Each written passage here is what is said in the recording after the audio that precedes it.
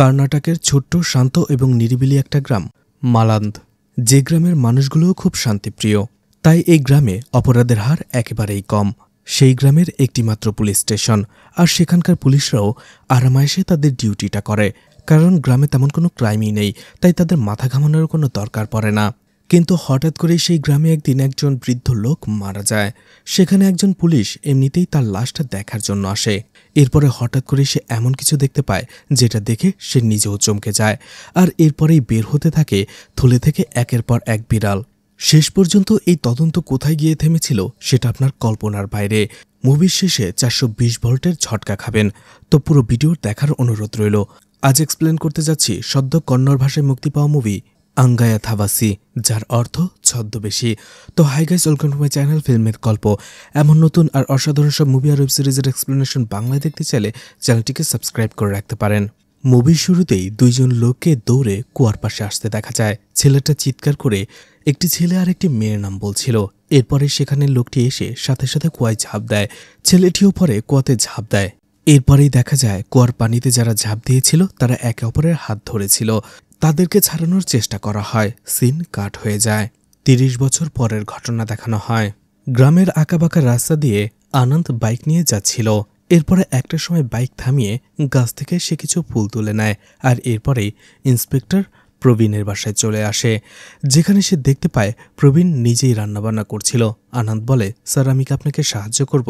তখনই প্রবীণের স্ত্রী তাকে বলে, তুমি জানো না তোমার স্যারের মা তোমার স্যারের হাতের রান্না ছাড়া অন্য কারো হাতের রান্না খায় না। এরপরে আনন্দ প্রবীণকে বলে, স্যার আপনি গত 10 বছর ধরে এই দিনটা পালন করে যাচ্ছেন, কিন্তু তারা এই দিনটাতেও আসে না। প্রবীণ আনন্দকে বলে, তারা হয়তো বিজি আছে, আমি তাদের চিঠি লিখেছি, ফোন করেছি, কিন্তু তারা আমার ফোনটাও ওঠায় না। তখনই তার স্ত্রী একটু রেগে গিয়ে বলে, ফোন ধরবে কি করে, তারা তো এখনো অনেক বড় হয়ে গেছে। তোমাদের স্যার তার ভাই বোনকে নিজের ছেলে মেয়ের মতো মানুষ করেছে, কিন্তু তারপরে একটা সময় তারা নিজেদের মতো করে চলে গিয়েছে। আজ পর্যন্ত একটাবার বড় ভাইয়ের খোঁজ পর্যন্ত নেয় না। আমার মেয়েটার দুর্ভাগা, তার আঙ্কেল আন্টি একবারও তাকে দেখতে পর্যন্ত আসে না। অনন্ত বলতে থাকে, হ্যাঁ স্যার আমি জানি আপনি আপনার ছোট ভাই বোনকে নিজের ছেলে মেয়ের মতো বড় করছেন। এরপরে যখন ভালো সময় এসেছে তারা চলে গেছে। অন্যদিকে আপনার যখন ভালো সময় আসলো তখন আপনার মাও চলে গেল। সবই সময় লীলা খেলা। তখন প্রবীণ বলে, ঠিক আছে তুমি এখন জিপটা নিয়ে যাও, আর সন্ধ্যায় আসতে ভুলে যেও না। এরপরে প্রবীণ তার ছোট্ট মেয়ে চুক্কিকে বলে আনন্দকে গাড়ির চাবিটা দিয়ে দেওয়ার জন্য। চুক্কি গাড়ির চাবিটা তাকে দিয়ে দেয়। ঠিক তখনই গাড়িটি স্টার্ট দিতে যাবে, ঠিক ওই সময়টাতে জিপের ওপরে একটা মোরগ এসে বসে। চুক্কি বলে, এটাকে না নিয়ে আপনি এখান থেকে যেতে পারবেন না। গাড়িটা যেখানে যাবে এই মোরগটাও সেখানেই যাবে।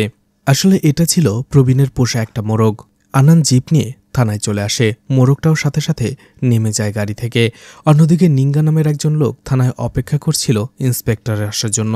আনন্দ বলে, এসব কথা বাদ দাও, স্যারের মায়ের আজকে মৃত্যুবার্ষিকী, সন্ধ্যায় আমাদের যেতে হবে, তাই থানার সব কাজ তাড়াতাড়ি শেষ করতে হবে, রিচুয়ালটাও শেষ করতে হবে। স্যার এই বিষয়টাতে অনেক বেশি করা। তাই আনন্দ সাথে সাথেই রাস্তা থেকে যে ফুলগুলো নিয়ে এসেছিল সেগুলো দেবতার ফটোর পাশে রাখে আর প্রদীপ জ্বালিয়ে দেয়। এরপরে সে নিঙ্গার কমপ্লেন শুনতে শুরু করে। নিঙ্গা বলে, স্যার গতকাল রাতে কয়েকটি বন্য হাতি আমার ক্ষেতের ভেতরে ঢুকে গেছে এবং আমার পুরো ক্ষেতটা ধ্বংস করে ফেলেছে। এখন এই ক্ষেত নিয়ে আমি কি করব? আমার এত টাকার ফসল সব নষ্ট হয়ে গেছে। এখন যদি আমি ফরেস্ট অফিসারকে বলতে যাই তাহলে তারা কিছুই বলবে না, বলবে বন্য হাতি, তাদের কিছুই করার নেই, আপনি কিছু করুন। আমি যদি এবার জরিমানাটা না পাই তাহলে আমি একেবারে পথে বসে যাব। আনন্দ বলে, সত্যি কি হাতিগুলো তোমার ক্ষেতের কোনো ক্ষতি করেছে? সে কনস্টেবল কুমারকে বলে, তুমি নিঙ্গার সাথে যাও, তার ক্ষেতটা ভালো করে পরিদর্শন করে আসো। নিঙ্গা আর কুমার একে অপরের চোখের দিকে তাকায়। এরপরে কুমার বলে, স্যার আজকে তো আমাদের স্যারের বাড়ি যাওয়ার কথা। আনন্দ বলে, ও আমি তো ভুলেই গিয়েছিলাম। ঠিক আছে নিঙ্গা, তুমি কালকে আসো। নিঙ্গা থানা থেকে বের হতেই যাবে, ঠিক ওই সময়টাতে সেখানে আমাচি নামের একজন মহিলাকে সে আসতে দেখে, আর তাকে দেখেই সে পালিয়ে যায়। আমাচি ও নিঙ্গাকে দেখেই রেগে যায় আর বলে, এই লোফারটা এখানে কেন এসেছিল আর ও পালিয়ে যাচ্ছে কেন? আমি ওর কাছে কত টাকা পাই, ও আমার একটা টাকাও আমাকে ফিরিয়ে দিচ্ছে না। যখনই দেখা হয় বলে পরে দিয়ে দেব। আমাচি এরপরেই আনন্দের সাথে এসে কথা বলতে থাকে। বলে, স্যার আমি তো আপনাকে কতবার বলছি, আপনি বিষয়টা এড়িয়ে কেন যাচ্ছেন? তখন আনন্দ বলে, আগে তোমার মেয়েকে সংশোধন করো। সে সারাদিন যে চন্দ্রশেখরের বাড়ি যেয়ে পড়ে থাকে, লোকজন কত কি বলে, আগে লোকজনের মুখ বন্ধ করো, বিয়েটা মুখের কথা নয়, তুমি ওর যাওয়া আসাটা বন্ধ করো, তারপর আমরা ওর বিয়ের ব্যবস্থা করছি।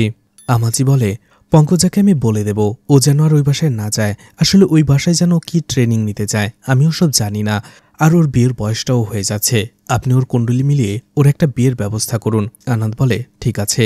এরপরেই আমাজি বলে, স্যার বর্ষার মৌসুম তো চলে আসলো, থানার ছাদটা তো আবারও ঠিকঠাক করা দরকার, আর যখন থেকে স্টেশন শুরু হয়েছে এখানে সেই কাজটা তো আমিই করি। এবার মনে হয় স্যার একটু ভুলে গেছে, তাই আমাকে এখনও ডাকেনি, এই জন্য স্যারকে একটু মনে করিয়ে দিতে এলাম। এরপরে আমাজি বলে, স্যার আসেনি? আনন্দ বলে, তুমি ভুলে গিয়েছ আজকে মৃত্যুবার্ষিকী। আমাজি বলে, ও কত বছর হলো? 25 বছর হয়ে গেল। সময়টা কিভাবে চোখের পলকে চলে যায়। বেচারি মহিলা কত ভোগান্তিতে না ভুগেছে, কিন্তু যখনই তার দিন ভালো হতে যাচ্ছিল তখনই সে মারা গেল। ওরা কি কেউ এসেছিল? আনন্দ বলে, না। আমাজি এখানে আসলে প্রবীণের ভাই বোনের কথা বলছিল। এরপরে আমাজি তাদের অকৃতজ্ঞ বলে সেখানে আরও বিভিন্ন কথা বলতে থাকে। সিন কাট হয়ে যায়। রোহিত আর পঙ্কজাকে দেখানো হয় তারা কম্পিউটারের সামনে বসে কিছু একটা করছিল। হঠাৎ করে পঙ্কজা উঠে দাঁড়ায় আর রোহিতকে বলে, সন্ধ্যার সময় আমার বাড়িতে এসে দেখা করো, আমি তোমার জন্য অপেক্ষা করব। এরপরে পঙ্কজা সেখান থেকে চলে আসে। বাড়িতে এসে আনমনে তাকে কিছু রান্না করতে দেখা যায়, আর বিকেলবেলাতেই দেখা যায় রোহিত তার জন্য দাঁড়িয়েছিল, আর পঙ্কজা একটা টিফিন কারিতে কিছু একটা নিয়ে আসে, আর সেই টিফিন বাটিটা সে রোহিতকে দেয়। এরপরেই তাকে একটা চুমু দিয়ে সে সেখান থেকে চলে আসে। এদিকে রোহিতকে দেখা যায় রাতের বেলায় শ্রীনিবাসের জন্য প্লেটে খাবার বাড়ছিল, আর প্লেটে সে পঙ্কজের দেওয়া টিফিন বাটির সে মাংস ঢেলে দেয়। শ্রীনিবাস খেতে শুরু করে। এরপর একটা সময় রোহিতকে বলে, তুমি একটু খাও। রোহিত বলে, আজকে সোমবার আর আজকে আমি মাংস খাই না। এদিকে রাতের বেলায় জঙ্গলের ভেতরে হাতির পালকে আবারও হাঁটতে দেখা যায়। অন্যদিকে রোহিত দৌড়ে কোথাও যাচ্ছিল। এদিকে দূর থেকে হাতির শোরগোলে প্রবীণের ঘুম ভেঙে যায়। পরদিন সকালবেলাতেই দুইজন লোক একটি বাড়িতে আসে। এরপরেই জানালা দিয়ে তারা কিছু একটা দেখতে পায়। এরপরেই আনন্দ আসে প্রবীণের কাছে আর বলে, শ্রীনিবাস মারা গেছে। প্রবীণ আর আনন্দ শ্রীনিবাসের বাড়িতে চলে আসে। তখনই একজন লোক এসে বলে, স্যার শ্রীনিবাসের একমাত্র ছেলের ঠিকানা আমরা এখনও খুঁজে বের করতে পারিনি। প্রবীণ বলে, পুরো বাড়িটা ভালো করে খুঁজে দেখো, পেপার পত্রিকা যেখানে যা পাও, চিঠি টিঠি দেখো কোথাও পাও কিনা, সে জায়গা থেকেই ঠিকানা পেয়ে যাবে। গ্রামবাসীরা পুরো বাড়ি খুঁজতে শুরু করে।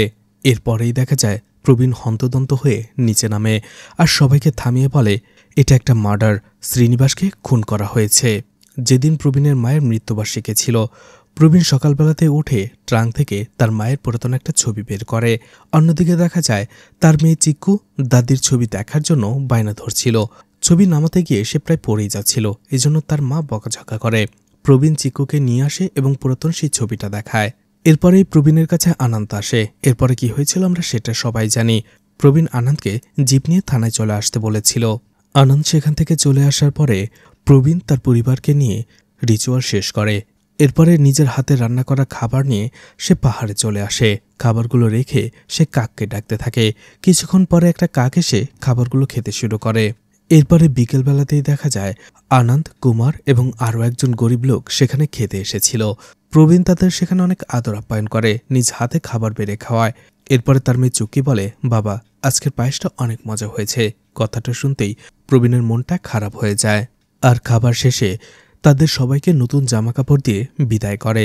এরপরে প্রবীণ চলে আসে নিজের ফ্যামিলি ফটো দেখার জন্য।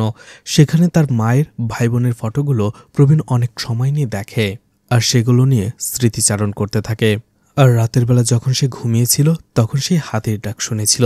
পরদিন যখন সে তার খেতে কাজ করছিল তখনই আনন্দ আর কুমার আসে এবং শ্রীনিবাসের মারা যাওয়ার খবরটা তাকে দেয়। এটা শুনে একটু অবাক হয়ে যায় প্রবীণ, কারণ শ্রীনিবাস একেবারে সুস্থ সবল একজন মানুষ ছিল। এভাবে হঠাৎ করে সে যে মারা যাবে সেটা কেউ ভাবতেই পারেনি। অনেক তাড়াতাড়ি সে চলে যেতে থাকে শ্রীনিবাসের বাড়িতে তাকে দেখার জন্য। যাওয়ার সময় তারা কথা বলতে থাকে। পদ্মার ছেলেও বিদেশে যাওয়ার জন্য উঠে পড়ে লেগেছে। আর একজন বলতে থাকে, সবাই যদি বিদেশে চলে যায় তাহলে এই গ্রামে কে থাকবে? বৃদ্ধরা।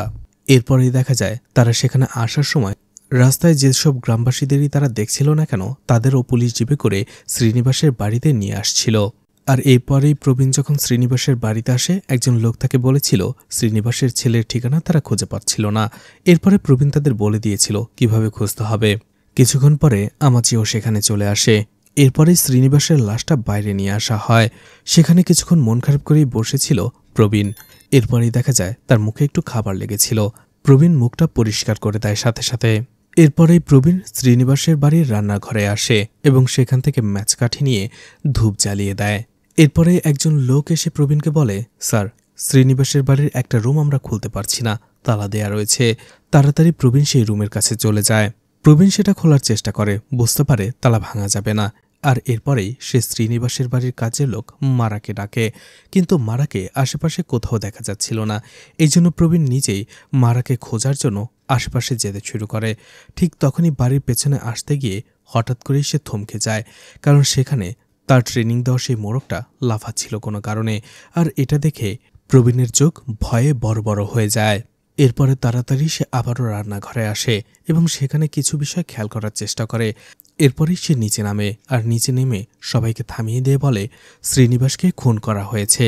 পুরো বাড়ির মানুষ থমকে যায়, কিন্তু কিছুক্ষণ পরে আবারও যে যার কাজ করতে থাকে, কারণ সবাই ভাবে শ্রীনিবাসের মতো একজন লোককে কেই বা মারবে। কারণ শ্রীনিবাস ছিল অনেক প্রতাপশালী আর ভালো একজন লোক, তাই এই গ্রামে তাকে মারার মতো কেউ নেই। এরপরে আনন্দের একটু সন্দেহ হয়, বলে এই স্টেশনটা চালু হয়েছে 25 বছর আগে। আজ পর্যন্ত একটা কেসও সেই থানায় দায়ের করা হয়নি, আর এ নিয়ে তার কোনো মাথা ব্যথাও ছিল না। কিন্তু আজকে হঠাৎ করে একেবারে আসল পুলিশ অফিসারের মতো ব্যবহার সে কেন করছে? এরপরে শ্রীনিবাসের বাড়ির ফোন থেকে সাথে সাথে হসপিটালে কল করে প্রবীণ, আর বলে একটা লাশের পোস্টমর্টম করতে হবে, কিন্তু সেখানে ডক্টর অ্যাভেলেবেল ছিল না। আর এই গোবিন্দ গ্রামটাও একেবারে অজপাড়া একটা গ্রামের মতো ছিল, যেখানে তেমন সুযোগ সুবিধাও ছিল না। তাই শহরের হসপিটালে নিয়ে যেয়ে লাশটাকে পোস্টমর্টম করতে হবে, কিন্তু সেখানে কোনো ডক্টরই অ্যাভেলেবেল ছিল না। এতে একটু রেগেই যায় প্রবীণ। আনন্দের পরে প্রবীণকে বলতে থাকে, স্যার, কেন কেসটা বাড়াচ্ছেন? শ্রীনিবাসকে খুন করতে পারে এই গ্রামে এমন কেউ নেই। ওর ধারে কাছে আসার মতো সাহস কারো নেই। ওকে কে খুন করবে? বয়স হয়ে গেছে, এমনিই হয়তো মারা গেছে। আর আমরা ওর ছেলেরও কোনো হদিস পাচ্ছি না। ওর ছেলেকে খোঁজার ব্যবস্থা করুন, ওর রিচুয়ালটা তো করতে হবে। প্রবীণ রেগে গিয়ে বলে, পুলিশের দায়িত্বটা আগে পালন করো, লাশটাকে হসপিটালে নিয়ে যাওয়ার ব্যবস্থা করো। আনন্দ বলে, ঠিক আছে স্যার। এরপরে আনন্দ আবারও সাইডে ডেকে নিয়ে আসে প্রবীণকে, আর বলে, স্যার, আমি তো আগেই বললাম শ্রীনিবাসের তেমন কিছুই হয়নি, বয়স হয়ে গিয়েছিল, এমনিতেই মারা গেছে। ওকে মারার সাহস কারই বা আছে? প্রবীণ বলতে থাকে, বয়স হয়ে গেছে এই জন্য স্বাভাবিক মৃত্যু হবে এমন কোনো কথা নেই, ওকে খুন করা হয়েছে। আনন্দ বলে, স্যার, ওকে খুন করার কোনো নিশানাই তো আমরা পেলাম না। আপনি কি করে বুঝলেন যে খুন হয়েছে? প্রবীণ বলে, ব্রেন দিয়ে ভাবো, তাহলেই বুঝতে পারবে। আনন্দ বলে, সেটা না হয় ভাবলাম, এই গ্রামে ছোটখাটো চুরি পর্যন্ত হয় না, কে বা হঠাৎ করে এত বড় একটা ক্রাইম করতে যাবে? তখনই বাকি দুইজন আসে আর বলে, স্যার, আমরা কোনোভাবেই শ্রীনিবাসের ছেলের ঠিকানাটা বের করতে পারলাম না। তখনই সেখানে পঙ্কজা চলে আসে আর তাদেরকে বলে, রোহিতের মাধ্যমে শ্রীনিবাসের ছেলে বারবার চিঠি পাঠাতো, সেখানে হয়তোবা আপনারা ঠিকানাটা পেয়ে যাবেন। কথাটা শুনেই আনন্দ প্রবীণকে বলে, স্যার, এই রোহিত দিন দিন অনেক স্মার্ট সাজার চেষ্টা করছে। আমার মনে হয় ও কিছু জানে, আমি ওকে নিয়ে আসছি। এরপরে আবারও কয়েক মাস আগের ঘটনা দেখানো হয়, যেখানে রোহিতের বড় ভাই অফিসে যাওয়ার জন্য রেডি হচ্ছিল। রোহিতের মা তাকে বলে, মন দিয়ে পড়াশোনাটা করো, তুমি একজন সিভিল ইঞ্জিনিয়ার হয়ে গেলে আর একটা সরকারি চাকরি পেয়ে গেলে আমার শান্তি। রোহিতের বড় ভাই বলে, মা, তুমি ওকে এত প্রেশার দিও না তো, ওর যেমনটা ইচ্ছে ও তেমনটাই করুক। ঠিক তখনই সেখানে রোহিতের বাবা চন্দ্রশেখর চলে আসে, যাকে দেখে রোহিতের বড় ভাই এবং রোহিত দুজনেই অনেক ভয় পায়। সেখানে চন্দ্রশেখর তার বড় ছেলেকে বলে, তুমি বিলটা পাশ করাওনি কেন? তুমি জানো উনি কত বড় লোক? রোহিতের বড় ভাই বলে, বাবা, ওনার বিলের অর্ধেকেই ভুল ছিল, সেটা পাশ করানো যাবে না। তখনই চন্দ্রশেখর বলে, সেটা পাশ করানো যাবে কি যাবে না সেটা তুমি আমার উপরে ছেড়ে দাও, তুমি সাইন করে দাও।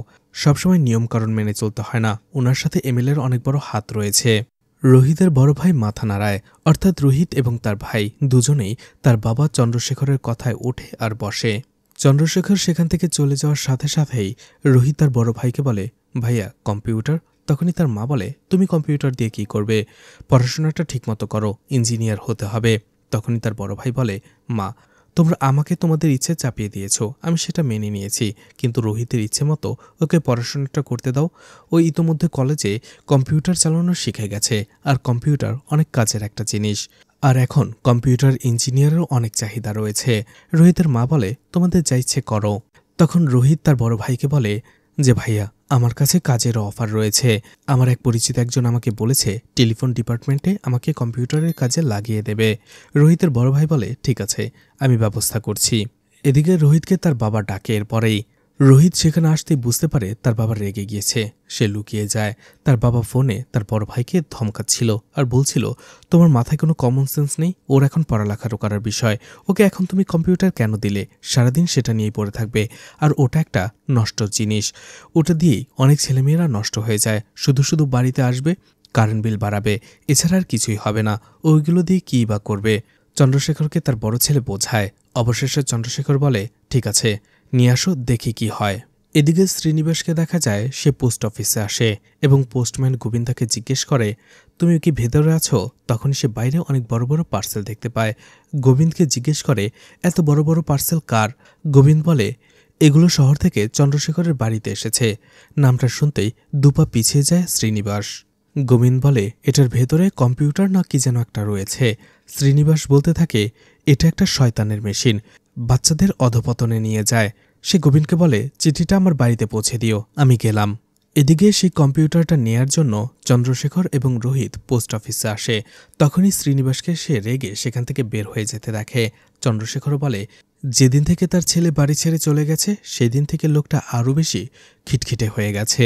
এরপরেই বাড়িতে কম্পিউটার নিয়ে আসা হয় আর আনন্দ সেটার পুজো করে উদ্বোধন করে। এতে রোহিত অনেক বেশি খুশি ছিল।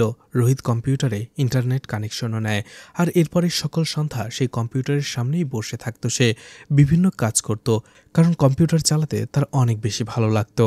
এরপরেই দেখা যায় প্রবীণের শালা তাদের বাড়িতে বেড়াতে আসে। প্রবীণের স্ত্রী তার ভাইকে বলে, অন্তত 1 বছরে একবার আমাকে দেখতে আসো। তুমি এবার 3 বছর পরে আসলে তোমার বোনটা কেমন আছে না আছে সেটার খোঁজ নেওয়ার পর্যন্ত প্রয়োজন মনে করো না। আমি এই বাড়িতে সংসার সামলে কি যে একটা অবস্থায় আছে তোমাকে বলতে পারবো না। এই বাড়িটার যে হাল হয়েছে তার দেখা সেটার সময়ই নেই। সে তো সারাদিন শুধু জমি ঘুরতে থাকে গাছ লাগানোর জন্য, এমনভাবে জমি ঘুরতে থাকে মনে হয় মাটির নিচে গুপ্তধন লুকিয়ে রেখেছে। তখনই প্রবীণের শালা প্রবীণের সাথে দেখা করতে আসে আর বলে, দুলাভাই, বাড়ির অবস্থা তো একেবারেই খারাপ, এটাকে তুমি মেরামত কেন করছো না? প্রবীণ বলে, কই, ভালোই তো আছে, দিব্যি কেটে যাচ্ছে। প্রবীণের শালা বলে, না, কোথায় ভালো আছে, দেখো অবস্থা একেবারে নাজেহাল, চলো এবার এটাকে ঠিক করে ফেলি। প্রবীণ বলে, বাদ দাও, সময় আছে, আমি তাড়াহুড়ো করে কোনো কিছু করি না, আমি ধীরে ধীরে ঠিক করে ফেলবো। ছেলেটা বলে, ধীরে ধীরে না, এবারে ঠিক করো, বাড়িটা দেখতে একেবারেই বিশ্রী লাগে। তখন প্রবীণ বলে, ঠিক আছে, আমি আমাচিকে বলবো, সে ঠিক করে দিয়ে যাবে। না, এবার আর আমাচি নয়, এবার শহর থেকে ইঞ্জিনিয়ার ডাকতে হবে। তুমি আমার বোনের কথা ভাবো, ও কি এইভাবে থাকার মেয়ে? আমার বাবা যখন বেঁচে ছিল প্রত্যেক বছর এই বাড়িটাকে রং করত, একবারও মিস যেত না। প্রবীণ বলে, ঠিক আছে, আমরা এবারই ঠিক করব বাড়িটা। আর এখান থেকে বোঝা যাচ্ছিল প্রবীণ তার শ্বশুর বাড়িতে থাকে। কিছুক্ষণ পরে প্রবীণ তার শালার কাছে আসে আর একটা হিসাব দেখায়। বলে, এই গত 3 বছরে ফসলাদি বাদ দিয়ে, আমাদের খরচ বাদ দিয়ে বাকি যে টাকাটা লাভ হয়েছে আমি সেটা তোমার অ্যাকাউন্টে পাঠিয়ে দিয়েছি। কেশব বলে, দুলাভাই, এসব দেখে আমি কি করব? প্রবীণ বলে, না, তারপরেও একটু দেখে নাও। এরপরে সে তার কথার মারপ্যাচি কেশবকে বুঝিয়ে দেয়, তারা যেভাবে বাড়িতে রয়েছে সেটাই ভালো, বেশি অনর্থক খরচ করে লাভ নেই। তার একটা মেয়ে হয়েছে, তাকেও তো বড় করতে হবে। কেশব কথাটা বুঝতে পেরে যায়, তাই সে আর কিছু বলে না। এরপরেই দেখা যায় প্রবীণ তার স্ত্রী এবং তার শালা কেশবকে নিয়ে চন্দ্রশেখরের বাড়িতে আসে এবং আসার সময় নিজের গাছের একটা কাঁঠাল নিয়ে আসে। এরপরে রোহিত কেশবকে তার কম্পিউটার রুমে নিয়ে আসে আর সেখানে আসার পরে সে রোহিতকে পাশে বসিয়ে কেশব কম্পিউটারে কাজ করতে থাকে। কেশব বাইরে থাকতো, স্মার্ট ছিল, তাই সে কম্পিউটারের কাজটা অনেক ভালো করে জানত। তার এই কাজ দেখে রোহিত শুধু এক ধ্যানে তার দিকেই তাকিয়ে থাকে। এদিকে 2 মহিলা কথা বলতে থাকে। কেশবের বোন বলে, আমার ভাই তো বাইরে থাকে আর বলে সেখানে প্রত্যেকের নাকি একটা করে কম্পিউটার রয়েছে, কিন্তু আমার হাজব্যান্ডের তো কৃষিকাজ ছাড়া অন্য কোনো কিছুতে আগ্রহই নেই, তাই এখানে বাধ্য হয়ে আসতে হলো। অন্যদিকে চন্দ্রশেখর প্রবীণকে বলতে থাকে, এই কম্পিউটার একটা বোঝা, শুধু খরচা বাড়ায়। এদিকে কেশব তার কাজ শেষ করে রোহিতকে বলে, ধন্যবাদ, এই কাজটা করা আমার খুব আর্জেন্ট ছিল। বাই দ্য ওয়ে, এই গ্রামে ইন্টারনেট সহ কম্পিউটার, এটা খুবই ভালো একটা বিষয়। সেখান থেকে আসার সময় কেশব রোহিতকে বলে, তুমি আমার একটা কাজ করে দিতে পারবে? আমি আমার বোনকে চিঠিগুলো ইমেলে লিখে দেব, তুমি সেগুলোর একটা প্রিন্ট আউট করে তাকে দেবে, আর সে যা আমাকে বলবে সেগুলো একটা ইমেলে লিখে পাঠিয়ে দেবে। ইয়ারমেলটা খুবই বোরিং, অনেক সময় নেয়, টাইম নষ্ট করে, কিন্তু রোহিত কিছুই বলে না, বলে আমি এখনো পুরোপুরি পারবো কিনা জানি না, কারণ আমি এখন শিখছি। তখনই কেশব বলে ঠিক আছে তুমি শেখো, বাট এর জন্য তুমি চার্জ করতে পারো, প্রত্যেকটা মেলের জন্য আমি তোমাকে 50 টাকা করে দেব, তুমি রাজি তো? রোহিত রাজি হয়ে যায়। রোহিত সেই কাজটাই শুরু করে, আর ধীরে ধীরে গ্রামবাসীরাই এটা জেনে যায়, যার ফলে তারা পোস্ট অফিসে চিঠি পাঠানোর পরিবর্তে রোহিতের মোবাইলে মেল করতে শুরু করে, আর রোহিত প্রত্যেকটা মেল প্রিন্ট আউট করে তাদের বাড়িতে বাড়িতে পৌঁছে দেয়।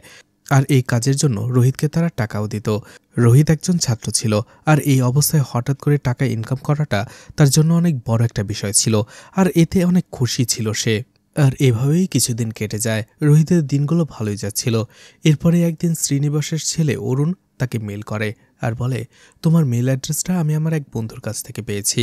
তুমি তো আমার ঘটনা জানোই, বিদেশে চলে এসেছিলাম বলে বাবা আমার সাথে কথা বলে না, আমার ফোন রিসিভ করে না, আমার চিঠিগুলোর অ্যান্সারও দেয় না। আমি চলে আসার পরে সে একেবারে একা হয়ে গেছে। তুমি দয়া করে একটু তার বাড়িতে যাবে, সে কেমন আছে সেটা জেনে আমাকে জানিও। শ্রীনিবাসের দূরসম্পর্কের আত্মীয় ছিল রোহিত, এই জন্য রোহিত সেই বাড়িতে আসবে দেখে রোহিতের মা তার জন্য কিছু খাবার বানিয়ে দেয়। রোহিত সেখানে চলে আসে, কিন্তু শ্রীনিবাস রোহিতের সাথে ভালো করে কথা বলছিল না। তাকে বলে তোমার কোনো কাজ না থাকলে চলে যাও। তখনই রোহিত সেখানে অন্য কথা বলতে শুরু করে, তার ভাইয়ের কথা বলতে শুরু করে যে তার ভাই প্রমোশন পেয়েছে। শ্রীনিবাস শুনে খুশি হয় আর রোহিতকে জিজ্ঞেস করে তুমি কি করছো? তখন রোহিত বলে আমি কম্পিউটারে কাজ শিখছি। এটা শুনে শ্রীনিবাস রেগে যায় আর বলে ওটা একটা শয়তানের বাক্স, ছেলে মেয়েদের শুধু নষ্ট করে, বিগড়ে দেয়, তার পরিবার থেকে আলাদা করে দেয়, ওগুলোর মধ্যে যেও না। আর কম্পিউটার কী বা করতে পারে? একটা মানুষের থাকার জন্য কি লাগে? খাদ্য, বস্ত্র, বাসস্থান, এই তো। সেটা কি তোমার কম্পিউটার দিতে পারে? না। তোমার ভাই কি করে? বাড়িঘর তৈরি করে, ব্রিজ কালভার্ট তৈরি করে, সেগুলো প্রয়োজনীয়। এই যে দেখো মোটর বাইক, এটাও প্রয়োজনীয়, কিন্তু তোমার কম্পিউটার এইসবের কিছুই করতে পারে না। রোহিত বলে কম্পিউটার এখন অনেক কিছুই করতে পারে। শ্রীনিবাস বলে হ্যাঁ জানি জানি কি করতে পারে, এসব বাদ দাও, 2000 সাল আসতে দাও, তখন দেখবে এই কম্পিউটার সব রাস্তায় পড়ে রয়েছে, প্রত্যেকটা এক একটা শয়তানের বাক্স। তখন শ্রীনিবাস তাকে কিছু টাকা দেয় আর বলে এগুলোর পিছনে পড়ে না থেকে পড়াশোনা করো, ভালো একটা সরকারি চাকরি নাও। রোহিত সেখান থেকে চলে আসে আর আসার সময় রেগে রেগে বলতে থাকে বুড়োকে আমি ভালো করার জন্য গেলাম, অথচ বুড়ো আমাকে এই কথা শুনিয়ে দিল, ওর বাড়িতে আমি আর কখনোই যাব না। রোহিত অরুণকে এসে তার মেইলের জবাব দিয়ে যায় যে তার বাবা ঠিক আছে, তাকে টেনশন করতে হবে না। কিছুদিন পর অরুণ আবারও মেল করে রোহিতকে আর বলে আমি জানি বাবা একা থাকলেও তার শরীরের যত্ন সে একেবারেই নেয় না, সে তার ইচ্ছে মতো চলাফেরা করে, আর সে আমাকে ছাড়া একদমই ভালো নেই। আমিও বাবাকে ছাড়া, ভালোবাসার মানুষকে ছাড়া এখানে একদমই ভালো নেই। এখানে শুধু আমি আছি প্রয়োজনে। আমার যে প্রবলেমটা চলছে সেটা সলভ হয়ে গেলে আমার মনে হয় না আমার ভিসার মেয়াদ আর বাড়াবে, আর ভিসার মেয়াদ বাড়াতে না পারলে আমি এখানে থাকতে পারবো না, চাকরিটাও চলে যাবে, তখন আমি এখান থেকে চলে আসব। আমার মাথায় একটা আইডিয়া এসেছে, গ্রামে এসে আমি তোমার সাথে একটা বিজনেস করব, তুমি অনেক ব্রিলিয়েন্ট। কথাটা শুনে অনেক খুশি হয়ে যায় রোহিত। রোহিত খুশি হয়ে শ্রীনিবাসের সেবা যত্ন করতে শুরু করে। সপ্তাহে 2-1 দিন পরপরই সে চিকেন কারি কিনে নিয়ে যায় শ্রীনিবাসের জন্য, কারণ শ্রীনিবাস চিকেন খেতে অনেক পছন্দ করত। এদিকে রোহিতেরও চিকেন খুব পছন্দ ছিল, দুজনে মিলেই চিকেন খেত, আর সেখানে একটা সময় দুজনের মধ্যে সম্পর্কটা ভালো হয়ে যায়। এরপরে রোহিত দেখা যায় একটা মেল প্রিন্ট করে নিয়ে সে পঙ্কজার কাছে আসে। পঙ্কজা তখন কুয়ো থেকে পানি তুলছিল। রোহিতকে দেখার পরেই পঙ্কজা বলে মা তো বাসায় নেই, কাজে গেছে, তুমি পরে এসো। রোহিত বলে আমি তোমার কাছে এসেছি, তোমাকে চিঠি দেওয়ার ছিল। পঙ্কজা বলে আমাকে আবার কে চিঠি দিল? রোহিত বলে অরুণ। অরুণের নামটা শুনতেই তার হাত থেকে কুয়োতে বালতিটা পড়ে যায়। পঙ্কজা জানতে পারে অরুণ তার জন্য রোহিতের কম্পিউটারে একটা মেল পাঠিয়েছে চিঠির মতো, সেটা সে দেয় পঙ্কজাকে। কিন্তু পঙ্কজা ইংলিশে তেমন ভালো পারত না, এই জন্য রোহিত সেই চিঠিটা পড়ে দেয়। চিঠিটা পড়তেই পঙ্কজা একেবারে ইমোশনাল হয়ে পড়ে। আসলে পঙ্কজা আর অরুণ একে অপরকে ভালোবাসত, কিন্তু অরুণ বিদেশে চলে যাওয়ায় পঙ্কজা এবং অরুণের মধ্যে দূরত্ব বেড়ে গিয়েছিল, তাদের মধ্যে কথা হতো না। এই জন্য অরুণ প্রথম চিঠিতে পঙ্কজাকে রাগ ভাঙায় আর বলে এখন থেকে সে রেগুলার তাকে চিঠি লিখবে, রোহিতকে মেল করবে, রোহিত সেটা তাকে দিয়ে দেবে। অন্যদিকে পঙ্কজা এতে অনেক বেশি খুশি হয়, কারণ সে অরুণকে প্রচণ্ড ভালোবাসত। অন্যদিকে পঙ্কজাও যা বলতো সেটা রোহিত মেল করে অরুণকে পাঠিয়ে দিত। এর কয়েকদিন পরেই দেখা যায় আমাজি তার মেয়ে পঙ্কজাকে নিয়ে চন্দ্রশেখরের বাড়িতে আসে। আমাচি রোহিতের মাকে বলে, তোমার ছেলে ঘরে বসে যেটা চালায় সেটা একটু শিখিয়ে দিতে বলো পঙ্কজাকে। আমার মেয়েটাও তো ঘরে বসে থাকে, পড়াশোনা করে কিছুই করছে না, এগুলো শিখলে ওর একটু উপকার হবে। রোহিতের মা বলে, ওটা একটা শয়তানের বাক্স, ওটা আনার পর থেকে রোহিত সবসময় ওটার পেছনেই লেগে আছে। ঘুম থেকে ওঠার পর থেকে ঘুমাতে যাওয়ার আগ পর্যন্ত সেটার সামনেই বসে থাকে। এরপরে সে রোহিতকে ডাকে আর বলে পঙ্কজাকে কম্পিউটার শিখিয়ে দেওয়ার জন্য। রোহিত এতে খুশি হয়। এরপরেই প্রবীণ কোথাও যাচ্ছিল, হঠাৎ করেই তার বাইকের তেল শেষ হয়ে যায়। বাইক ঠেলতে ঠেলতে একটা সময় সে শ্রীনিবাসের বাগানের কাছে চলে আসে, আর সেখানেই তার কাজের লোক মারাকে দেখতে পায়। মারা প্রবীণের বাইকটা নিয়ে এগোতে থাকে, আর সেই দিকে শ্রীনিবাসের সাথে কথা বলতে থাকে প্রবীণ।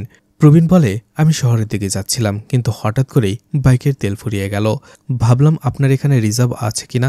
শ্রীনিবাস বলে, হ্যাঁ, আমার কাছে ফুয়েল আছে, আমি মারাকে বলছি তোমার বাইকের টাঙ্কি ফুল করে দেওয়ার জন্য। এরপরে তারা সেখানে কথা বলতে থাকে। প্রবীণ বলে, মায়ের মৃত্যুবার্ষিকী ছিল। সেখানে শ্রীনিবাস বলে, কত বছর হলো? প্রবীণ বলে, 25 বছর। এভাবে তারা কথা বলতে থাকে। তারা সেখানে কথাই বলছিল, তখনই হন্তদন্ত হয়ে চন্দ্রশেখর রোহিতকে নিয়ে সেখানে চলে আসে। চন্দ্রশেখর বলে, আপনি নাকি আমাকে আর্জেন্টলি ডেকেছেন? এখানে আবার দেখছি পুলিশ অফিসারও রয়েছে, কি হয়েছে খুলে বলুন তাড়াতাড়ি। রোহিত কি কিছু করেছে? শ্রীনিবাস বলে, হ্যাঁ, ইন্সপেক্টরও এখানে রয়েছে, তাই বলছি তোমার ছেলে যেটা করেছে গুরুতর অন্যায় করেছে। সে মানুষের চিঠি খুলে পড়ত, তারপরে তাদেরকে দিত, আর এটা একটা দণ্ডনীয় অপরাধ। তখন প্রবীণও বলে, হ্যাঁ, ওর 3 বছরের জেল হতে পারে। কথাটা শুনে চন্দ্রশেখর চমকে যায় আর রোহিতকে বকতে শুরু করে। ঠিক তখনই শ্রীনিবাস হেসে ওঠে। চন্দ্রশেখরকে শ্রীনিবাস সেখানে ডেকেছিল রোহিতের কথায়। আসলে চন্দ্রশেখর সবসময় চাইত রোহিত একজন সিভিল ইঞ্জিনিয়ারও হোক, কিন্তু রোহিতের কম্পিউটারের প্রতি অনেক বেশি নেশা ছিল। সে চাইত সে একজন কম্পিউটার ইঞ্জিনিয়ার হবে, আর এই জন্য চন্দ্রশেখরকে মানানোর জন্য সে শ্রীনিবাসকে বলেছিল।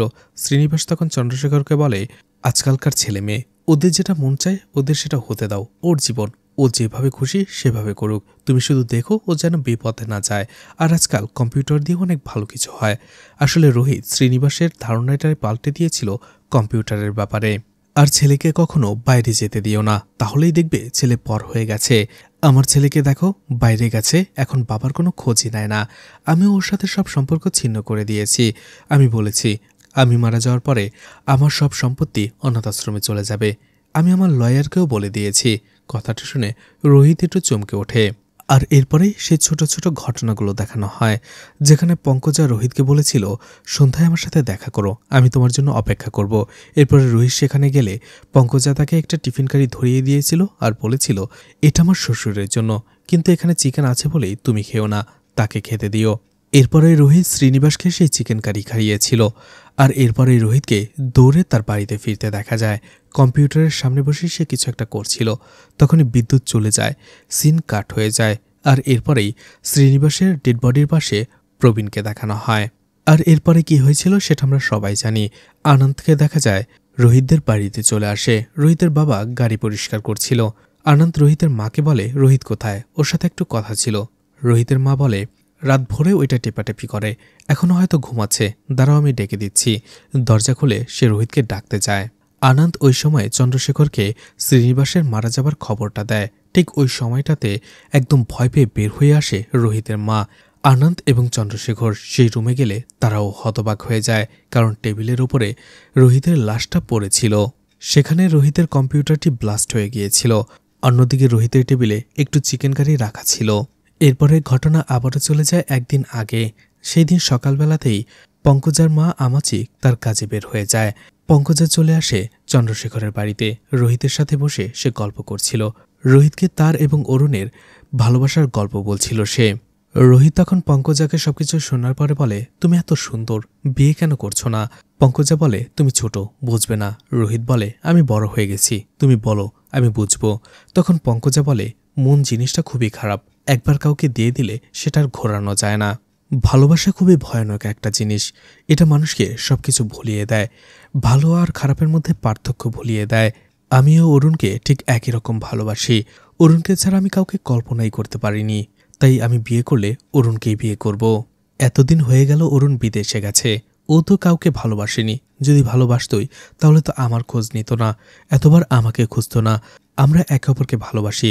অরুণ যখন আমাকে ছেড়ে বিদেশে চলে যায় আমার খুব খারাপ লেগেছিল, কষ্ট পেয়েছিলাম, কখনো অরুণের কথা ভুলতেই পারছিলাম না। কিন্তু দিন দিন যেতে যেতে অরুণ আমার মন থেকে মুছে যেতে শুরু করে। আমিও সবকিছু মেনে নেই, অরুণকে ভুলে যেতে থাকি। কিন্তু হঠাৎ করেই অরুণের চিঠিটা এসে সবকিছু ওলটপালট করে দেয়। আমি জানি অরুণ একদিন ফিরে আসবে আর আমরা একে অপরকে বিয়ে করব। অরুণের ভালোবাসার প্রতি আমার সেই বিশ্বাস আছে। এরপরে অরুণের মেইলের মাধ্যমে পঙ্কজা অরুণকে আবারও একটা চিঠি পাঠায় এবং অরুণকে খুব তাড়াতাড়ি দেশে ফিরে আসতে বলে। এর পরদিন সেদিন যখন পঙ্কজা রোহিতের বাড়িতে এসেছিল, রোহিতকে জিজ্ঞেস করে অরুণ কি কিছু বলেছে, ফিরে আসার কথা, কবে আসবে। রোহিত বলে আমাকে চেক করতে দাও। তখনই সে চেক করতে শুরু করে। এরপরে ধীরে ধীরে রোহিত একটা সময় পঙ্কজার হাত ধরে বসে। এটা দেখে পঙ্কজার চোখ দুটো বড় বড় হয়ে যায়। সে রোহিতের দিকে তাকিয়ে থাকে। একটু পরে রোহিত অরুণের মেলটা পড়তে শুরু করে, যেখানে অরুণ বলছিল তার আসতে এখনও অনেক সময় লাগবে, তার এখানে একটু সমস্যা রয়েছে, সমস্যার সমাধান করে সে ফিরে আসবে। এদিকে রোহিত যে পঙ্কজার হাত ধরে ফেলেছে এতে সব প্রচণ্ড ভয়ে ছিল। সে ভয়ে পঙ্কজার দিকে তাকাতেই পারছিল না। পঙ্কজা একটা সময় অরুণের কথা বলে আর বলে আমি ওকে যাই বলি না কেন ও ফিরে আসবে না, কিন্তু আমি আমার ভালোবাসার মানুষকে কিভাবে ফেরাতে হয় সেটা আমি ঠিকই জানি। এরপরেই পঙ্কজা বলে আমি আমার হবু শ্বশুরকে আমার হাতের রান্না খাওয়াতে চাই। এরপরেই পঙ্কজা রোহিতকে বলেছিল সন্ধ্যায় আমি তোমার জন্য অপেক্ষা করব, তুমি আমার বাড়িতে এসো। এরপরেই পঙ্কজাকে রেগে বাড়িতে আসতে দেখা যায় আর একটা মুরগি জবাই করে সে রান্না করতে শুরু করে, যেটা মুভির শুরুর দিকে দেখানো হয়েছিল। এরপরে বিকেলবেলা রোহিত পঙ্কজার বাড়িতে আসে। পঙ্কজা তাকে সে টিফিন কারিটা দেয় আর বলে এটা আমার শ্বশুর আব্বার জন্য, এখানে চিকেন আছে, জানি তুমি চিকেন পছন্দ করো, কিন্তু তুমি খেও না। আর আমার শ্বশুর আমার রান্না খেয়ে কী বলেছে সেটা আমাকে জানিও। রোহিত তখনও খুব ভয়ে ছিল। এরপর হঠাৎ করে পঙ্কজা রোহিতকে একটি চুমু দিয়ে বসে আর এরপরে পঙ্কজা বলে কিছু সম্পর্ক বেশি দূর কখনোই করায় না, এটাকে এখানেই শেষ করে দাও। পঙ্কজা সেখান থেকে চলে আসে। রোহিত কিছু বলতে পারে না, শুধু পঙ্কজার দিকে হা করে তাকিয়ে থাকে। আসলে পঙ্কজা বুঝতে পেরেছিল রোহিত তাকে ভালোবাসে আর এই জন্য সে রোহিতকে বুঝিয়ে বলল যে তাদের সম্পর্কটা আর বেশি দূর এগোনো সম্ভব নয়। রোহিত সেই চিকেন খাওয়ানোর জন্য শ্রীনিবাসের বাড়ির দিকে আসছিল। তখনই মারার সাইকেলের সাথে সে ধাক্কা লেগে পড়ে যায়। মারা বলতে থাকে স্যার আমাকে বলেছিল এই কাগজগুলো যে করে হোক খুব তাড়াতাড়ি লয়ারের কাছে দিয়ে আসার জন্য, কিন্তু তুমি আমাকে দেরি করিয়ে দিলে। রোহিত সেই পেপারগুলো দেখার পরে চমকে যায় আর তার সাইকেল নিয়ে খুব তাড়াতাড়ি কোথাও আসতে শুরু করে। এদিকে রাতের বেলা আমাচি বাড়ি ফিরে আসে আর পঙ্কজাকে দেখা যায় বাইরে দাঁড়িয়ে থাকার জন্য। আমাচি তাকে ডাকে। আমাচি খেতে বসলে জিজ্ঞেস করে কি রান্না করেছ। পঙ্কজা বলে চিকেন রান্না করেছিলাম, কিন্তু সেটার ভেতরে টিকটিকি পড়েছিল, এই জন্য চিকেন কারি ফেলে দিয়েছি, সাথে সেই পাত্রটাও ফেলে দিয়েছি। আমাচি বলে ভালোই করেছিস, ওগুলোর ভেতরে রোগ জীবাণু থাকে। রোহিত তার বাসায় চলে আসে আর শুয়ে শুয়ে ভাবতে থাকে যদি শ্রীনিবাস সেই উইলে সাইন করে দেয় তাহলে অরুণ কোনো সম্পত্তি পাবে না, তাহলে সে দেশে এসে আমার সাথে বিজনেস কিভাবে করবে। রোহিত ভাবে অরুণকে সে মিল করে বললেও অরুণ কিছু করার আগেই শ্রীনিবাস উইলে সাইন করে ফেলবে। রোহিত ভাবতে থাকে তাকে কিছু করতে হবে, কিভাবে শ্রীনিবাসকে সাইন করানো থেকে আটকানো যায়। ঠিক তখনই একটা সময় সে কম্পিউটারে সার্চ করতে থাকে যে কিভাবে কাউকে খুন করা যায় কারোর সন্দেহ ছাড়াই। এরপর রোহিত তার বাবার রুমে আসে লুকিয়ে কিছু ওষুধ নিয়ে যায়, সেগুলো গুঁড়ো করে। যখনই সেগুলো চিকেনে মেশাতে যাবে তখনই মনে পড়ে এগুলো পঙ্কজার হাতের রান্না। সে পঙ্কজাকে ভালোবাসত, এই জন্য তার হাতের রান্না খাবার জন্য একটু চিকেন সে আলাদা করে উঠিয়ে রাখে। এরপরে বাকি চিকেনটাতে সে ওষুধ মিশিয়ে সেটা নিয়ে চলে যায় শ্রীনিবাসের বাড়িতে। এরপরে সেই রান্না করা চিকেন সে শ্রীনিবাসকে খেতে দেয়। একটু পরেই রোহিত বলতে থাকে আমি বাড়ি চলে যাই, অনেক লেট হয়ে গেছে। চেয়ার ছেড়ে উঠতে যাবে, ঠিক তখনই শ্রীনিবাসের কাশি শুরু হয়। সে কোনোভাবেই কাশি থামাতে পারছিল না। সে রোহিতকে ইশারা করে বলে তাকে পানি খেতে দেওয়ার জন্য। রোহিত সেখানে দাঁড়িয়েছিল। তখনই শ্রীনিবাস বুঝে যায় এই কাজটা রোহিতের। সে রোহিতকে ধরার চেষ্টা করে, কিন্তু তখনই সে ওষুধের প্রভাবে সে টেবিলেই পড়ে যায়। এরপরে রোহিত শ্রীনিবাসের শরীরে একটা হাওয়াযুক্ত ইঞ্জেকশন পুশ করে দেয়, যাতে শ্রীনিবাসের মৃত্যুটা হার্ট অ্যাটাক মনে হয় সবার কাছে। এরপরে শ্রীনিবাস যে সেখানে খেতে বসেছিল সেটার যাতে কোনো প্রমাণ না থাকে, এই জন্য রোহিত সেখানে সব প্রমাণ লোপাট করে দেয়। শ্রীনিবাসের খাওয়া বাকি ভাত এবং মুরগির মাংসের তরকারি সে শ্রীনিবাসের বাড়ির বাইরে ফেলে দেয় পেছন দিক দিয়ে, একটা একটা ভাত পর্যন্ত উঠিয়ে ফেলে। এরপরে সবকিছু পরিষ্কার করে সে সেখান থেকে দৌড়ে তার বাড়িতে চলে আসে। পরদিন সকালে পঙ্কজা এবং আমাচি কোথাও যাচ্ছিল, তখনই তারা জানতে পারে শ্রীনিবাস মারা গেছে। কথাটা শুনে আমাচি চমকে যায়। এরপরে সে পঙ্কজাকে বলে ফুল নিয়ে সে বাড়িতে আসার জন্য। পঙ্কজা ফুল নিয়ে সেখানে চলে আসে। তার লাশটা দেখে সে কোনো প্রতিক্রিয়াই দেখায় না। এরপরে শ্রীনিবাসের বাড়ির ভেতরে যে সে বুক ভরে নিঃশ্বাস নিতে শুরু করে। এরপরেই পঙ্কজা শুনতে পারে প্রবীণসহ বাকিরা অরুণের ঠিকানা খুঁজে পাচ্ছে না। এই জন্য সে রোহিতের নাম বলে দেয়, কারণ অরুণ রোহিতকে মেল করত, মেল থেকে ঠিকানা পেয়ে যাবে। আর এটা শুনে আমাচির মা বলে, আমি তোমাকে সেখানে পাঠিয়েছিলাম রোহিতের কাছে কম্পিউটার শেখার জন্য, কিন্তু তুমি সেখানে যে অরুণের সাথে কথা বলা শুরু করেছ, আবার তোমাদের প্রেম প্রীতি আবার শুরু হয়েছে। আমি তোমাকে দেখে নিচ্ছি। এরপরে আনন্দ রোহিতের বাড়িতে আসে এবং রোহিতের মৃত্যুর খবর পায়। এরপরে সবাই সেখানে চলে আসে, পঙ্কজাও আসে। পঙ্কজা যখনই রোহিতের এই অবস্থা দেখে সে চমকে ওঠে। একটু পরেই তার চোখ যায় রোহিতের টেবিলে, যেখানে তার দেওয়া টিফিন কারিতে একটু মুরগির মাংস সেখানে রাখা ছিল। আর এই বিষয়টা প্রবীণ খেয়াল করে। তখনই সে পঙ্কজার হাত ধরে ফেলে। আনন্দ জিজ্ঞেস করে, স্যার কি হয়েছে? প্রবীণ বলে, চুপ থাকো, আমাকে আমার কাজ করতে দাও। সে পঙ্কজাকে বলে, চুপচাপ আমাকে ফলো করো।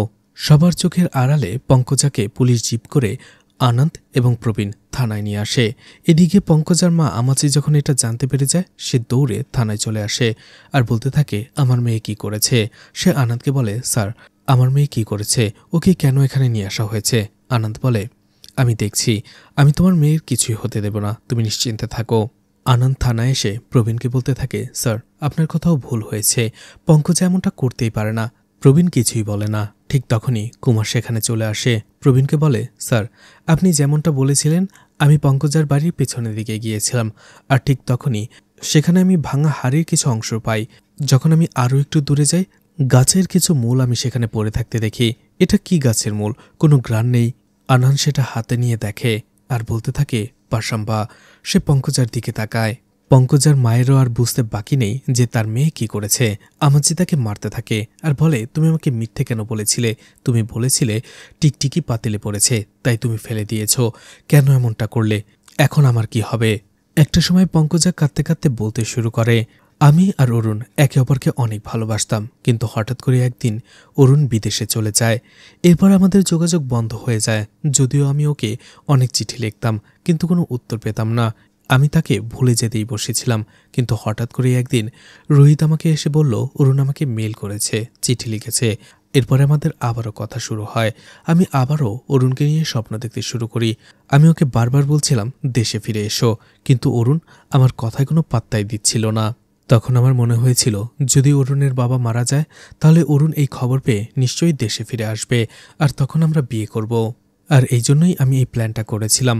সে রোহিতকে বলে আসার পরে বাড়িতে চিকেন রান্না করে, আর সেই মুরগির মাংসের তরকারিতে সেই মূলের ভেজানো পানিটা মিশিয়ে দেয়, যেটা ছিল বিষাক্ত। আর এটা খেলে মানুষ এমনিতে মারা যাবে, কেউ বুঝতেও পারবে না যে কেন সে মারা গেছে। আর সেই বিষাক্ত মাংসের তরকারি যে পাত্রে রান্না করা হয়েছিল, সেটা পঙ্কজা তার বাড়ির পেছনে নিয়ে ভেঙে ফেলে। আমি রোহিতকে বলেছিলাম সে যেন এই মাংসের তরকারি না খায়, সে হয়তো ভুলে গিয়েছিল। আসলে পঙ্কজা এই জন্য রোহিতকে সেদিন চুমু দিয়েছিল।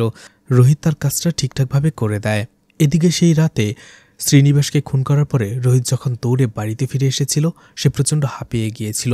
সে কম্পিউটার টেবিলের সামনে বসে পানি খায়। তার প্রচণ্ড ক্ষুধাও লেগে গিয়েছিল, দৌড়ে এসেছিল তাই। আর এই জন্য সে টেবিলে রাখা সেই চিকেন খেতে শুরু করে। একটু পরেই বিদ্যুৎ চমকাতে শুরু করে, আর ঠিক তখনই তার কম্পিউটারে আগুন ধরে যায়। অন্যদিকে এতক্ষণে বিষক্রিয়া শুরু হয়ে যায় রোহিতের বুকের ভেতরে। সে সেখানেই মরে পড়ে থাকে, আর একটু পরে কম্পিউটারটাও ব্লাস্ট হয়। প্রবীণ সেখানে খুব নার্ভাস ছিল। সে বলতে থাকে, এই পাশাম্বা মূল অনেক বিষাক্ত, এটার কোনো গ্রান নেই, কোনো টেস্ট নেই, কিন্তু খুবই বিষাক্ত। এই মূলটাকে যদি 3 দিন 3 রাত পানিতে ভিজিয়ে রাখা হয়, সেই পানিটা একেবারে বিষে পরিণত হয়ে যায়, যেটা যে কোনো মানুষকে কয়েক সেকেন্ডের মধ্যে মেরে ফেলতে পারে। আর কেউ কখনো টেরও পাবে না সেই লোকটা বা সেই মানুষটা কিভাবে মারা গেছে, কেউ জানতে পারে না। কিন্তু পশু পাখি এই বিষাক্ত মূলের গ্রান চিনতে পারে, আর এই জন্য তাদের সামনে যদি এটা আসে, তারা অদ্ভুতভাবে চিৎকার করতে থাকে, অদ্ভুত আচরণ করতে থাকে। সবকিছু শোনার পরে সবাই সবকিছু বুঝে যায়। আনন্দ এরপরেই প্রবীণকে বলে, ক্ষমা অনেক বড় একটা গুণ। আমরা যদি মানুষকে ক্ষমা করতে পারি, তাহলে আমাদের ভেতরে শান্তি আসবে, প্রশান্তি আসবে, আর সেটাই আমাদের পালন করা উচিত। আনন্দ পঙ্কজাকে বলে, শ্রীনিবাস কি করেছিল? তাকে তুমি এই শাস্তিটা দিলে, অন্যদিকে রোহিতই বা কী করেছিল? সে তো তোমার বন্ধু হতে চেয়েছিল, অথচ আজকে তাকে লাশ হয়ে ফিরতে হলো। তখনই প্রবীণ কল্পনা করে ৩০ বছর আগে তার মা তার ছোট ২ ভাই বোনকে নিয়ে কুয়োতে ঝাঁপ দিয়েছিল। প্রবীণ এরপরেই পঙ্কজাকে পানি খেতে দেয় আর বলে, তুমি কাজটা ঠিক করনি, সবাইকে নির্দোষে কেন মেরে ফেললে? এরপর সে কুমারকে অর্ডার দেয় পঙ্কজাকে তার বাড়িতে নিয়ে রাখার জন্য, আর এই ঘটনা যেন বাইরে জানাজানি না হয়, তাহলে বিপদ হতে পারে। পঙ্কজাকে সেখান থেকে নিয়ে যাওয়ার সময় পঙ্কজা আবারও বলে, তার মানে কি অরুণ ফিরে আসবে না? পঙ্কজাকে সেখান থেকে নিয়ে যাওয়া হয়। এদিকে আনন্দ বলতে থাকে, কম্পিউটারটা আসলে একটা শয়তানের বাক্স, আমি নিজেই সেটা উদ্বোধন করেছিলাম, আর সেটাই ২ জন মানুষের প্রাণ কেড়ে নিল। এরপরেই আনন্দ প্রবীণকে তার বাড়িতে দিয়ে আসার জন্য জিপ নিয়ে যেতে থাকে। এরপরেই দেখানো হয় আনন্দ শুধুমাত্র নিজেকে প্রশ্ন করছিল যে প্রবীণ স্যার এটা কি করে জানল যে সেই মুরগির মাংস বিষাক্ত। তখনই দেখানো হয় প্রবীণ যখন মারাকে ডাক দেওয়ার জন্য বাড়ির পেছনে গিয়েছিল, তখনই সে দেখতে পেয়েছিল তার ট্রেনিং দেওয়া সেই মোরগটা লাফাচ্ছে আর তার সামনেই কিছু মুরগির মাংস পড়ে রয়েছে। এরপরেই প্রবীণ রান্নাঘরে গিয়েছিল, সেখানে খাবারের প্লেট চেক করে, যেটা দেখে সে জানতে পারে গত রাতে কোন প্লেটে খাবার খাওয়া হয়েছিল। আর অবশেষে প্রবীণ বুঝতে পারে শ্রীনিবাসকে খুন করা হয়েছে। যাওয়ার সময় অনন্ত প্রবীণকে বলতে থাকে, পঙ্কজা নিশ্চয়ই তার শাস্তি পাবে, আমরা ওকে শাস্তি না দিলেও ও নিজে থেকেই শাস্তি পাবে, দেবতা ওকে ওর শাস্তি দিয়ে দেবে। ও বাবার বয়সী একজন মানুষকে খুন করেছে, একটা নিষ্পাপ ছেলেকে খুন করেছে। এরপরে আবারও একটু আগের ঘটনা দেখানো হয়, যেখানে আনন্দ মনে মনে ভাবছিল যে একটা অপরাধ খুঁজে বের করার জন্য ৩টা উপায় রয়েছে। প্রথমটা হচ্ছে আই উইটনেস, অর্থাৎ একজন অপরাধীকে অপরাধটা করতে প্রত্যক্ষভাবে কেউ দেখে ফেলে। পঙ্কজাকে মুরগির মাংসতে বিষ মেশাতে বা রান্না করতে কেউ দেখেনি, তার মানে এখানে কোনো আই উইটনেস নেই। আর দ্বিতীয় উপায় হচ্ছে সন্দেহ। সন্দেহ করলে প্রথমে আগে প্রমাণ খুঁজে বের করতে হয়, তারপরে অপরাধীকে ধরতে হয়। কিন্তু এখানে আগে ইন্সপেক্টর পঙ্কজাকে ধরেছে, তারপরে কুমার প্রমাণ নিয়ে এসেছে। প্রবীণ স্যার আগেই জানত পঙ্কজাই আসল খুনি, কিন্তু কিভাবে? আনন্দ বলতে থাকে, তার মানে তৃতীয় উপায়েই আপনি পঙ্কজাকে ধরেছেন। আর সেই তৃতীয় উপায় হচ্ছে অভিজ্ঞতা। কেউ যদি আগে কোনো ক্রাইম করে তাহলে সে দেখলেই বুঝতে পারবে যে এই ক্রাইমটা কিভাবে হয়েছিল। এরপরেই আনন্দ বলতে থাকে প্রবীণকে, পঙ্কজার শাস্তি তো পঙ্কজা পেয়ে যাবে, কিন্তু আপনার কি হবে? মানে আনন্দ বুঝতে পেরে গিয়েছিল প্রবীণও নিশ্চয়ই কোনো না কোনোভাবে এই ক্রাইম একবার করেছিল, যার ফলে এত সহজে প্রবীণ বুঝে গিয়েছিল যে পঙ্কজা এই ক্রাইমটা কিভাবে করেছে। এরপরেই ৩০ বছর আগের ঘটনা দেখানো হয়, ১৯৬৭ সাল। প্রবীণ দৌড়ে তার ভাইবোন সুমা এবং মঞ্জুকে খুঁজে বেড়াচ্ছিল। ঠিক তখনই সেই দিক দিয়ে বাইক নিয়ে যাচ্ছিল শ্রীনিবাস। শ্রীনিবাস জিজ্ঞেস করে কি হয়েছে, প্রবীণ সব খুলে বলে। এরপরে তারা দুজন মিলে তাদের খুঁজতে শুরু করে। এরপরে তারা কুয়ার কাছে চলে আসে এবং কুয়ার পানি দেখে বুঝতে পারে এখানে কেউ ঝাঁপ দিয়েছে। তারাও ২ জন ঝাঁপিয়ে পড়ে। এরপর সেই কুয়ো থেকে প্রবীণের মা এবং তার ভাই বোনকে উঠিয়ে নিয়ে আসা হয়। শ্রীনিবাস বলে, তুমি কি পাগল হয়ে গেছো? এমনটা কেন করছো? তুমি ওদেরকে জন্ম দিয়েছ, তাই বলে ওদেরকে মেরে ফেলার অধিকার তোমার নেই। তোমাকেই ওদের ভবিষ্যৎ গড়ে দিতে হবে, তোমাকে ওদেরকে বাঁচতে শেখাতে হবে। আসলে প্রবীণের বাবা মারা গিয়েছিল, আর মারা যাওয়ার সময় সে অনেক টাকা ঋণ ছিল। সেই ঋণের টাকা পরিশোধ করতে না পেরে আর ছেলেমেয়েদের ঠিকমতো খাবার দিতে না পেরে প্রবীণের মা দুঃখে কষ্টে তার ছেলেমেয়েদের নিয়ে সুইসাইড করতে চেয়েছিল। এরপরেই ৫ বছর পরের ঘটনা দেখানো হয় ১৯৭২, যেখানে প্রবীণের আশীর্বাদ হচ্ছিল, আর সেখানে প্রবীণের মা এবং তার ভাই বোনও ছিল। যাওয়ার সময় প্রবীণের শ্বশুর তাকে বলে, আমি সব অ্যারেঞ্জমেন্ট করে রেখেছি, কিছুদিন পরেই আমাদের শহরে তোমার পোস্টিং হয়ে যাবে, আর তোমার বোন সুমার পড়ালেখার ব্যবস্থাও সেই শহরের একটা কলেজেই করে দেব, তুমি টেনশন করো না। এরপরে প্রবীণ যখন বাসায় ফিরে সে দেখতে পায় তার ২ ভাই বোনই নিচে বসে পানি খাচ্ছে। এটা দেখে জিজ্ঞেস করে, তোমরা এভাবে নিচে বসে আছো কেন? তার ভাই মঞ্জু বলে, মা। সুমা তাকে আটকে দেয়। ঠিক তখনই প্রবীণ তার মায়ের সাথে যেয়ে কথা বলতে শুরু করে। প্রবীণ তার মাকে জিজ্ঞেস করে, মা তুমি এমনটা কেন করছো? ওদেরকে বাইরে এভাবে বসিয়ে কেন রাখছো? প্রবীণের মা বলে, ওদের তো এভাবেই থাকতে হবে, তাই অভ্যাস করে নিতে দাও। প্রবীণ বলে, তুমি এমনটা কেন বলছো? বিয়ের আগে তো তুমি আমি দুজনেই ওদের কথা মতো রাজি হয়েছি, আর ওকে বিয়ে না করলে আমি তো ইন্সপেক্টরের চাকরিটাও পাবো না। প্রবীণের মা বলে, আমি তখন রাজি হয়েছিলাম, আমি চেয়েছিলাম তুমি নিজের পায়ে দাঁড়াও, কিন্তু আমি চাইনি তুমি অন্যের দয়ে বেঁচে থাকো। তুমি ঘর জামায় থাকবে, কি লজ্জার বিষয়। আর আমার ছেলেমেয়েরা যখন ওই বাড়িতে যেয়ে থাকবে তখন তারা কি পরিমাণ অপমান সহ্য করবে, সেটা ভেবেই আমার গায়ে কাঁটা দিয়ে উঠছে। তোমার বউ রয়েছে, তুমি ওই বাড়িতে যেয়ে থেকো, আমরা এখানেই ঠিক আছি। আমি ওদের উপার্জন করে খাওয়াতে না পারলেও ওদেরকে কাজে লাগিয়ে দেব, ওরা ঠিক কোনোভাবে মানুষ হয়ে যাবে। প্রবীণ সেখান থেকে আসতেই যাবে, প্রবীণের মা বলে, আমার একটা অনুরোধ রইল, আমি বৃদ্ধ মানুষ, আমি যদি মারা যাই তাহলে তোমার ভাই বোনকে দেখো, তোমার ভাই বোন হিসেবে না দেখো, ওদেরকে অনাথ হিসেবে দেখো, তারপরেও একটু দেখে রেখো। প্রবীণ চোখের পানি মুছতে মুছতে সেখান থেকে চলে আসে। এর কয়েকদিন পরে মঞ্জু বসে কাঁদছিল। সুমা তাকে জিজ্ঞেস করে কি হয়েছে। মঞ্জু বলে, মা আমাকে আবারও কুয়োতে টেনে নিয়ে যাচ্ছিল। এর কয়েকদিন পরে একদিন রাতে সুমা চলে আসে প্রবীণের কাছে আর বলে, ভাইয়া, মা যদি এখান থেকে যেতে না চায় তাহলে যেতে দাও, আমাদের এখানেই থাকতে দাও, তুমি চলে যাও, আমি কাজে লেগে পড়ব আর মঞ্জুকে স্কুলে ভর্তি করিয়ে দেব, দেখবে আমরা ঠিক কোনোভাবে চালিয়ে নিয়ে যেতে পারবো। এটা শুনে প্রবীণ কাঁদতে থাকে আর বলে, কেন, তুমি স্কুলে পড়তে চাও না? সুমা বলে, আমি স্কুলে গেলে কাজ কে করবে? প্রবীণের মা আসলে তার 2 সন্তান সুমা এবং মঞ্জুর জন্য কোনোভাবেই প্রবীণের শ্বশুরবাড়ি যেয়ে থাকতে রাজি হচ্ছিল না। এটা বুঝতে পেরে যায় প্রবীণ বুঝতে পারে সুমা আর মঞ্জু থাকলে সে কোনোভাবেই তার মাকে নিয়ে তার শ্বশুরবাড়িতে থাকতে পারবে না। তাই সে সিদ্ধান্ত নেয়, সেই রাতে অন্ধকারে সে জঙ্গলে যায় আর পাশাম্বার মূল কেটে নিয়ে আসে। সেগুলো 3 রাত 3 দিন ধরে পানিতে ভিজিয়ে রাখে আর এরপরেই সেটা যে খাবারের ভেতরে রাখা হয়েছিল, মেশানো হয়েছিল, সে পাত্রসহ জঙ্গলে ফেলে দিয়ে আসে। ঠিক তখনই সে দেখতে পেয়েছিল যে একটা মোরগ, সেটা দেখার পরে ভয়ে সেখানে লাফালাফি করছে। এটা দেখে সে বুঝতে পারে পাশাম্বার বিষ পশুপ্রাণী বুঝতে পারে। আর বোঝাই যাচ্ছিল প্রবীণ সেই পাশাম্বার বিষ দিয়ে কাদের মেরেছে। আসলে প্রবীণ সেই পাশাম্বার বিষ দিয়ে তার ছোট ভাই বোন সুমা এবং মাঞ্জুকে মেরে ফেলেছিল এবং তাদের গুম করে ফেলেছিল আর সবাইকে বলেছিল তারা পালিয়ে গেছে, কারণ প্রবীণের মা বারবারই তাদেরকে কুয়াতে নিয়ে যেতে চাইছিল আত্মহত্যা করার জন্য। প্রবীণের মা সহ বাকি সবাই এটা বিশ্বাস করে নেয়। এরপরেই প্রবীণ তার প্ল্যান মতো তার মাকে নিয়ে তার শ্বশুরবাড়িতে চলে আসে। সেখানে পুলিশের চাকরি করতে থাকে, কিন্তু তার মা একেবারেই মনমরা হয়ে সবসময় পড়ে থাকত। প্রবীণের তার মাকে এভাবে দেখতে একেবারেই ভালো লাগে না, এই জন্য সে আবারও একটা সিদ্ধান্ত নেয়।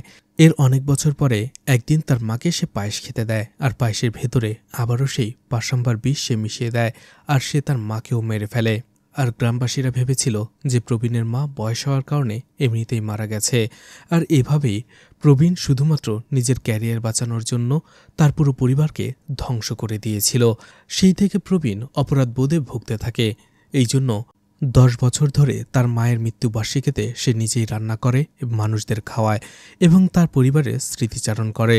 কারণ প্রবীণের ভেতরে থাকা অপরাধবোধ তাকে কুরে কুরে খাচ্ছিল আর এর থেকে কোনোভাবেই সে বের হতে পারছিল না। প্রবীণ তার বাড়িতে পৌঁছানোর পরে আনন্দকে বলে, আমরা যদি বলে দিই গ্রামবাসীকে যে পঙ্কজাই এই কাজটা করেছে, তাহলে পঙ্কজের জন্য এটা সহজ হয়ে যাবে, আমাদের জন্যও সহজ হয়ে যাবে। কিন্তু অপরাধী যখন নিজের অপরাধের কথা কাউকে বলতে পারে না, নিজের ভেতরে অপরাধবোধ জন্ম নেয়। আর এটাই হচ্ছে তার সবথেকে বড় শাস্তি, তার বোঝা। আর পাপীকে দেবতা এই ধরনের শাস্তিই দেয়। অর্থাৎ প্রবীণ পঙ্কজার এই অপরাধের কথা কাউকে বলবে না। আর আনন্দ এটাই চাইছিল, কারণ আমাচির পঙ্কজা ছাড়া আর কেউ নেই। এরপরেই প্রবীণ মা বলে সেখান থেকে চলে আসে। এরপরে আবারও একটা মৃত্যুবার্ষিকী দেখানো হয়, যেখানে প্রবীণ প্রত্যেকবারের মতো তার নিজের হাতে রান্না করা খাবার কাককে এনে খাওয়াতে থাকে। সেখানে দাঁড়িয়ে প্রবীণ তার মাকে বলতে থাকে, মা, আমাকে নিজের পায়ে দাঁড়াতে হতো, আমাকে আমার ভাই বোনদের দেখাশোনা করতে হতো, কিন্তু তুমি কেন রাজি হলে না? কেন তুমি আমার সাথে একমত হলে না? তুমি রাজি হলেই তো শেষ পর্যন্ত আমরা সবাই একসাথে সুখে থাকতে পারতাম। আমার হাতে আর কোনো রাস্তা ছিল না, তুমি আমাকে এইসব করতে বাধ্য করেছ। আর আমার ভুলের জন্য সবাই আমাকে ছেড়ে চলে গেছে আর আমি একা একটা মনস্টারে পরিণত হয়েছি। মা, তুমি কি আমাকে ক্ষমা করবে? এভাবে বলে প্রবীণ কাঁদতে থাকে। আর এখানেই মুভিটি শেষ হয়ে যায়। আসলে ভালোবাসা মানুষকে অন্ধ করে দেয়, ঠিক আর ভুলের বিচার করতে তারা ভুলে যায়, যেমনটা পঙ্কজা করেছিল। অন্যদিকে লোভ মানুষকে মৃত্যুর দিকে নিয়ে যায়, যেটা হয়েছিল রোহিতের। সে বিজনেস করার জন্য শ্রীনিবাসকে মারতে চেয়েছিল, উল্টো নিজেই মারা পড়ে গেছে। আর প্রবীণকে দেখে বোঝা যায় যে মানুষের চেহারা দেখে কখনো কিছুই আন্দাজ করা যায় না। কার মনের ভেতরে কি থাকে, কার অতীতে কি লুকিয়ে আছে, এটা আমরা কেউ বলতে পারি না। তো মুভিটা আপনাদের কেমন লেগেছে কমেন্ট করে জানাতে পারেন। আর মুভিটা ভালো লাগলে লাইক, কমেন্ট, শেয়ার করে পাশে থাকতে পারেন। তো আজকের মতো বিদায় নিচ্ছি। আবারও দেখা হবে নতুন কোনো মুভি বা ওয়েব সিরিজ নিয়ে। ততক্ষণ পর্যন্ত ভালো আর সুস্থ থাকবেন সবাই। আজকের মতো বিদায় নিচ্ছি। আল্লাহ হাফেজ।